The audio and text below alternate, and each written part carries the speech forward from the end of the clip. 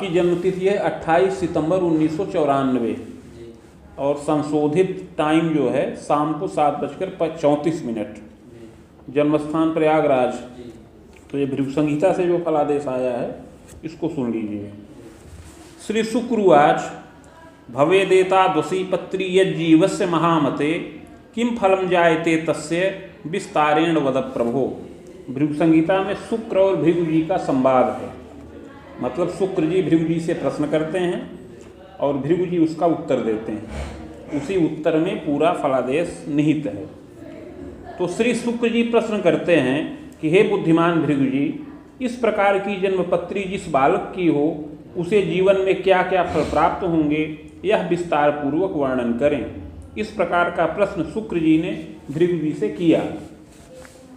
श्री भृगुरुवाच लग्ने च करणीनाथ तदीसः सुख गेह के सुखे सह सहजे गेहे रोगे रवि महामते सप्तमे भार्गवः जीव राहोस्तत्र बुधोर गुरु लाभे भानुसुतश्चैव योगश्चोप्रव्रजकः। शुक्र जी के इस प्रकार प्रश्न करने पर श्री भृगु जी बोले कि लग्न में केतु स्थित हैं। लग्न का स्वामी चतुर्थ भाव में है, चतुर्थ भाव का स्वामी तृतीय भाव में स्थित है। रोग के स्थान पर सूर्य स्थित हैं। सप्तम भाव अर्थात पत्नी भाव में 4 ग्रहों का योग है, जिसमें भार्गव शुक्र, बृहस्पति, राहु और बुध स्थित हैं। इसके अतिरिक्त कुंडली के लाभ के स्थान पर भानुपुत्र शनिश्चर विराजमान हैं। उपरोक्त ग्रह स्थित के अनुसार इस बालक की कुंडली में उपप्रव्रज्या नाम का योग बन रहा है। दारा सौखेपि बाधा स्यात् द्विभार्या योगकम अपि सुयत्ने रक्षणम योगम। पत्नी भाव में 4 ग्रहों का योग बन रहा है, अतः पत्नी सुख में विशेष बाधाकारक योग है और द्विभार्या योग भी बन रहा है। किंतु इस कुंडली में जो यत्न और उपचार बताया गया है उससे यह योग समन हो और इस बालक को रक्षा प्राप्त हो। फलम चाग्रे शुभाशुभम। हे शुक्र जी, आगे इस बालक के पूर्व जन्म के बारे में बता रहे हैं। पुरासौ बाहुजे वंशे चोत्पन्नो मध्य सुंदर शिल्पज्ञश्चतुरो वाग्मी स्वतंत्रोद्योगतः कवे वित्तार्जनम प्रकुर्वीत स्वार्थ साधन दक्षकः। हे शुक्र जी, यह बालक पूर्व जन्म में एक क्षत्रिय कुल में उत्पन्न हुआ था।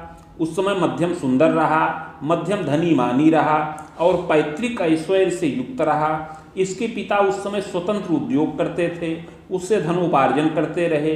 इस बालक को उस समय एक भाई का सुख प्राप्त था, स्वयं संतानों में अग्रज रहा। युवावस्था में शिल्प शास्त्र की शिक्षा प्राप्त किया। शिल्प शास्त्र अर्थात तकनीक शास्त्र इंजीनियरिंग की शिक्षा प्राप्त किया और युवावस्था में राजगृह में कार्यरत हो गया। राजा के आश्रय में यह बालक सेतु, पथ और भवन इत्यादि का निर्माण करने लगा। वित्तार्जनम प्रकुर्वीत स्वार्थ साधन दक्षकः। उस समय इसके आश्रय में बहुत से श्रमिक वर्ग नियुक्त थे, उनका यह निरीक्षण करता था। इस प्रकार छल पूर्वक अपना स्वार्थ साधन करता रहा। सुंदरी चापि जायेत तत्रासक्तो भी जायेत रत्यानंद सुखम लभेत।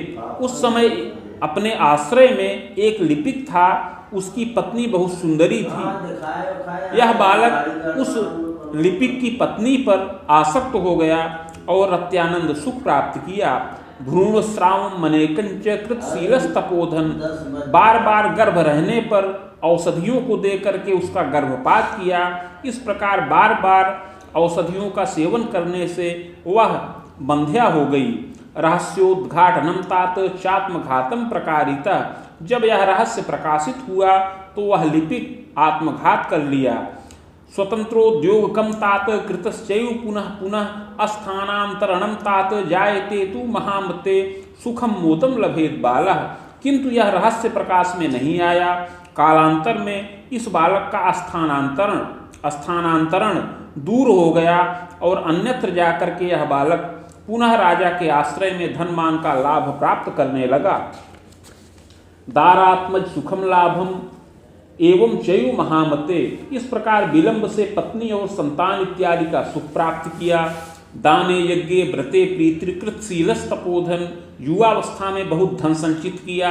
गृह वाहन भृत्यादि सुखों का लाभ प्राप्त किया।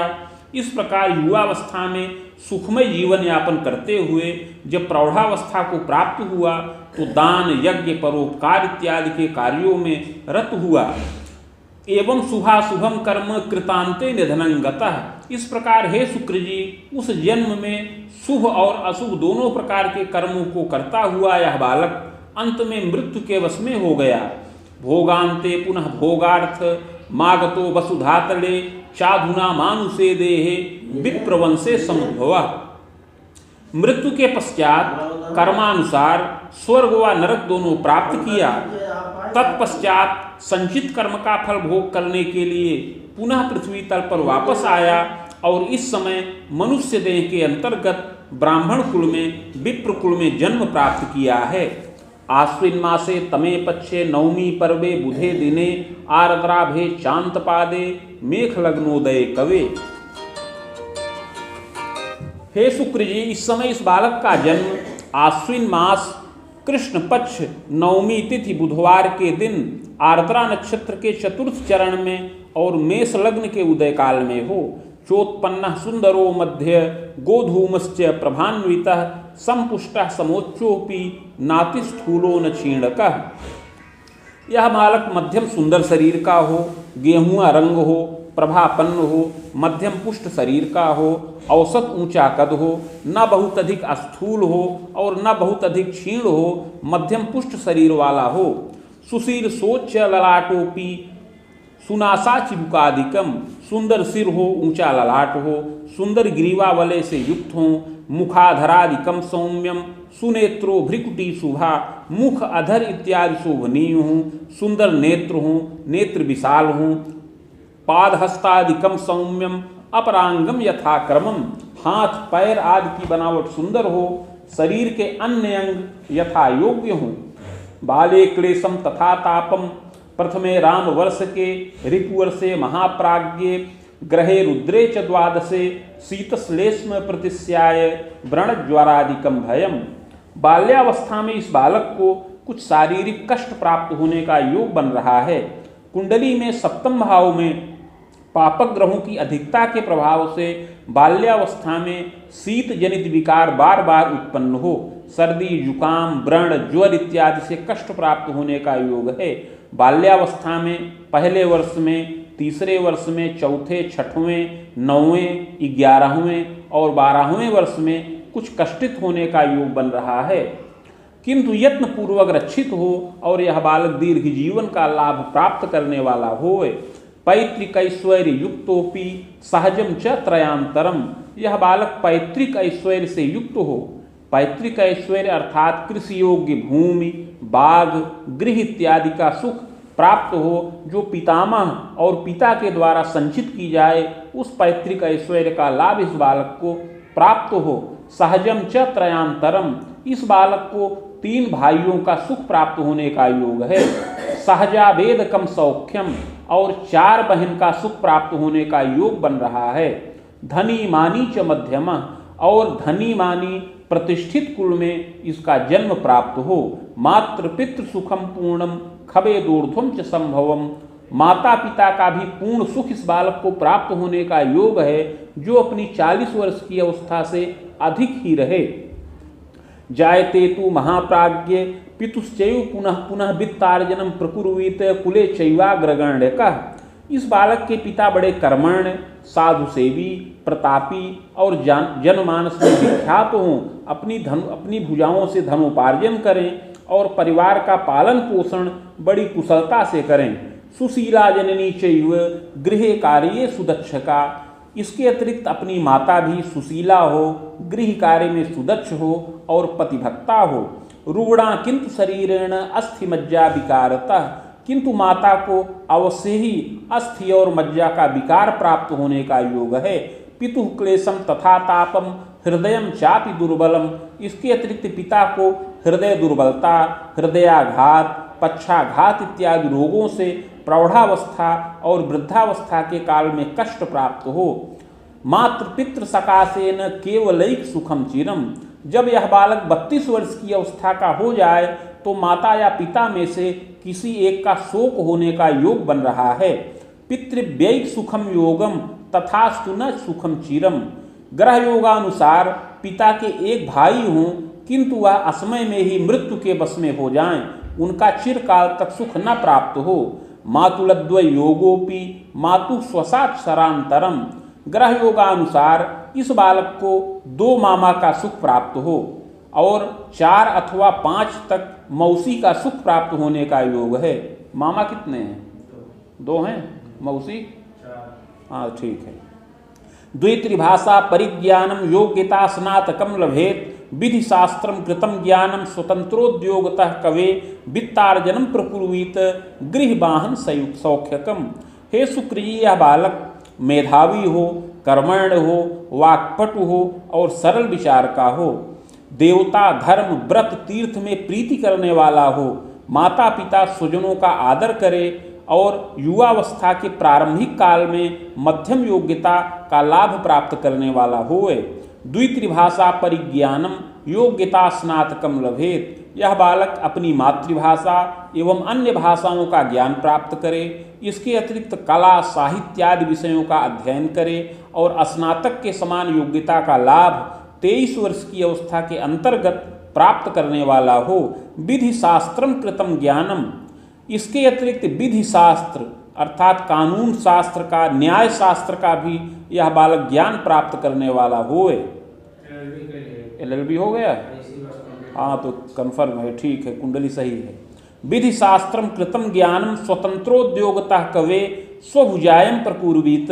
इस प्रकार स्नातक के समान योग्यता का लाभ प्राप्त करके और पुनः विधि शास्त्र अर्थात कानून शास्त्र की शिक्षा प्राप्त करके यह बालक युवावस्था में स्वतंत्र रूप से धनोपार्जन करे, स्वतंत्र व्यवसाय करे और अपनी भुजाओं से धनोपार्जन करे। गृह वाहन सौख्यकम। और उस उद्योग में यह बालक अवश्य ही सफलता का लाभ प्राप्त करे, अपना धन संचय करे, गृह वाहन इत्यादि का सुख प्राप्त करने वाला होए।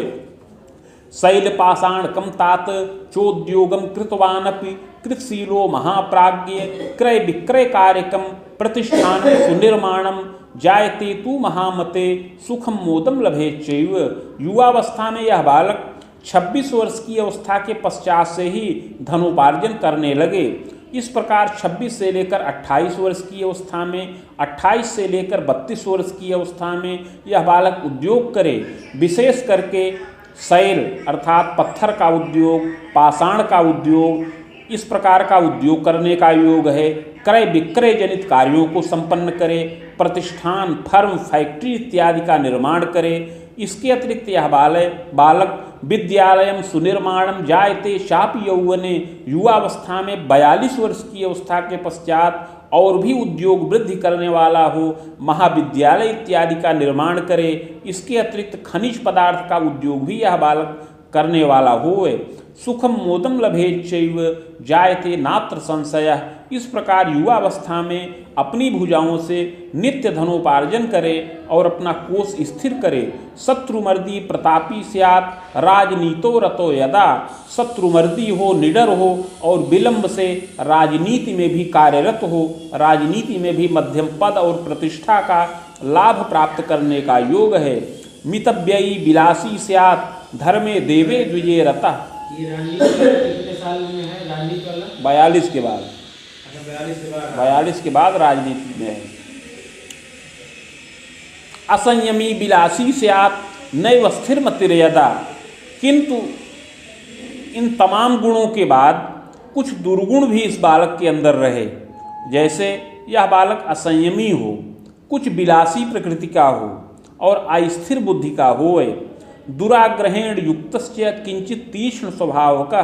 कुछ दुराग्रही हो, जिद्दी हो, कुछ तीक्ष्ण स्वभाव का हो, जल्दी जल्दी क्रोध और आवेश मन में उत्पन्न हो जाए। अस्त्र शस्त्र का प्रेमी हो। जायते तु महामते दुर्घटनादिकम द्वित्री विग्रहवादकम अपि। और इन्हीं दुर्गुणों के प्रभाव से इस बालक की जीवन काल में 2-3 बार दुर्घटना का योग बने। बंधनादि भयम घोरम। कभी किसी शत्रु से यह बालक विग्रहवाद उत्पन्न कर ले जिससे जेल यात्रा तक संभव हो। जायते तु महाप्राज्ञ सुयत्ने रक्षितो भवेत। किंतु यत्नपूर्वक रक्षा प्राप्त करने का योग है। जायते पूर्व संस्कारात दारा सौख्ये विबाधकम। हे शुक्र जी, पूर्व जन्म में यह बालक अपने एक लिपिक की पत्नी के साथ रत्यानंद सुख प्राप्त किया था और उसके साथ छल और विश्वासघात किया था। इसके प्रभाव से इस जन्म में इस बालक को पत्नी सुख प्राप्त होने में बड़ी बाधा का योग है। जायते तु महाप्राज्ञ क्लेशम तापम पुनः पुनः।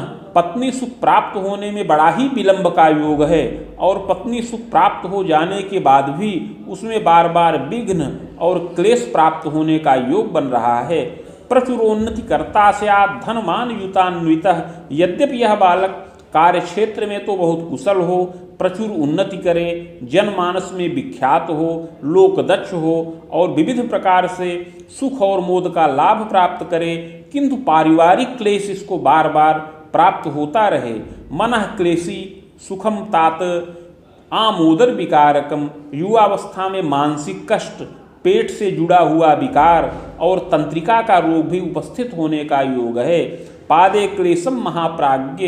बाएं पैर में कष्ट और ताप प्राप्त होने का योग है। इस प्रकार युवावस्था में शुभ और अशुभ दोनों प्रकार के फल प्राप्त हों। बस युग में खरामांतम जायते तु महामते दारा सौख्यम बीजानीयात सक्रे शेषान के थवा। हे शुक्र जी, बहुत विलंब होने पर 28 से 30 वर्ष की अवस्था में इस बालक का विवाह संपन्न होने का योग है। 28 से 30 वर्ष की अवस्था में इसमें बताया है कि विवाह का योग बने। पूर्व अथवा ईशान कोण में, पूर्व अथवा पूर्वोत्तर कोण में, उत्तर दिशा लेकर के विवाह संपन्न होने का योग है। आप साइड पर।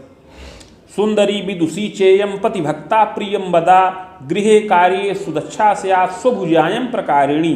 पत्नी सुंदरी हो, विदुषी हो, पतिभक्ता हो और अपनी भुजाओं से धनोपार्जन भी करने वाली होए। सहजैक युता तात सहजापि द्वयांतरम। पत्नी के एक भाई हों, पत्नी के 2 बहन हों। तथास्तु पूर्व पापेन विवाहांते महामते दारा भीतिस तथोद्वेग। किंतु पूर्व जन्मकृत पाप के प्रभाव से विवाह होने के 1 अर्थात 2 वर्ष के पश्चात पत्नी को बड़ा ही शारीरिक कष्ट प्राप्त हो। दुर्घटनादिकम तात विकलांगम भयम तथा। उसकी दुर्घटना हो और उसको विकलांगता का योग प्रदर्शित हो। जायते तु महाप्राज्ञ नैव स्थिर पुनः पुनः गर्भस्रावम विशेषेण पूर्व पाप प्रभावतः। इसके अतिरिक्त संतान सुख में बाधा प्राप्त हो, गर्भपात हो, संतान पैदा भी हो तो वह जीवित न रहें। पूर्व पाप प्रभावेण क्लेशम तापम यदाधिकम। पूर्व जन्मकृत पाप के प्रभाव से ऐसा योग 32 से लेकर 35 वर्ष की अवस्था में और पुनः 35 से 37 वर्ष की अवस्था में प्राप्त होने का योग है। द्विभार्या योगकम तात। इस प्रकार धीरे धीरे पत्नी से इसका वैचारिक मतभेद भी उत्पन्न हो और परस्पर आकर्षण भी खत्म हो जाए और 37 वर्ष की अवस्था के पश्चात पूर्व जन्म के संस्कार के प्रभाव से इसका द्विभार्या योग भी बन रहा है, अर्थात 2 द्वितीय विवाह होने का योग भी प्राप्त हो। जायते पूर्व संस्कारात क्लेशम तापम यदाधिकम। इस प्रकार पूर्व जन्म में किए हुए संस्कार के प्रभाव से ऐसा शुभाशुभ फल प्राप्त होने का योग है। प्रायश्चित्तेन रक्षा स्यात् बाधा शांतिस्य जायते। किंतु हे शुक्र जी, पूर्व जन्मकृत पाप का प्रायश्चित्त करने से, उपाय करने से इन सब बाधाओं से रक्षा प्राप्त हो और जो कुयोग बने हुए हैं वह नष्ट हों। दारा सौख्यम लभेत पूर्णम प्रजा सौख्यम लभेदपि। यत्न और प्रायश्चित्त को करने से पत्नी की रक्षा हो, जो विकलांगता का योग है अर्थात जो दुर्घटनादि का योग है वह भी समन हो। इसके अतिरिक्त संतान वृद्धि हो और गृह में उल्लास हो। सुखम मोदम लभेत तात लभते नात्र संशय। सुख और मोद का लाभ यह बालक अवश्य ही प्राप्त करने वाला होए। बस युग में खरामांतम दारा सौख्यम लभेदपि। 28 से 30 वर्ष की अवस्था में पत्नी का सुख प्राप्त करे। 30 से 32 वर्ष की अवस्था में संतानादि सुखों का लाभ प्राप्त करने वाला हो। पुनः 32 से लेकर 35 वर्ष की अवस्था में यद्यपि पत्नी को कुछ कष्ट और ताप प्राप्त हो, किंतु प्रायश्चित्त को किए रहने से विशेष बाधा का योग न बने, सुखपूर्वक जीवन यापन का योग बने। प्रजा सौख्यम लभेच्चैव पुत्रैक सुख योगकम, इस प्रकार एक पुत्र और 2 कन्या संतान का सुख प्राप्त करने का योग इस बालक को प्राप्त हो। चाग्रे यत्नम मया प्रोक्तम येन बाधा विपोहनम, अतः आगे उस यत्न और प्रायश्चित्त की विधि बता रहे हैं जिससे यह सब बाधाएं समन हो और पत्नी सुख और संतान सुख पूर्ण हो और सुखमय जीवन यापन का योग बने। स्वर्णपत्रम प्रकुर्वीत रामटंक प्रमाणकम, नगांगुला यताकारम तन्मध्ये चाष्टगंधतः, शिवमूर्तिम शिवायुक्तम लिखित्वा बीज संयुतम, प्रतिष्ठा प्राणकम कुर्यात् घटे स्थाप्यम विधानतः, भार्गवी संहिता साकम पूजनम खोटसादपि।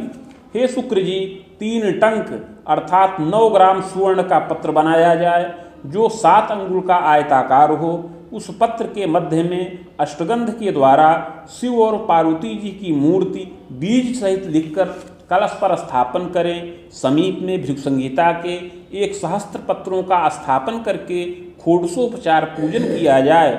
मदुक्तम शिव मंत्रंच सहस्त्रम खोड समजपम, तत्पश्चात भृगु संहिता के मंत्राध्याय खंड में वर्णित शिव मंत्र जो 104 अक्षरों का है उसका 16,000 संख्या में जप किया जाए। सावित्र्यास्तु महाप्राज्ञ सहस्त्रम वेद युग्मकम, और 24,000 संख्या में सावित्री मंत्र का जप किया जाए। हवनादिर विधानेन मूर्तिमाचार्य दापनम, जप के पश्चात हवन तर्पण मार्जन इत्यादि करके मूर्ति आचार्य को दान करें।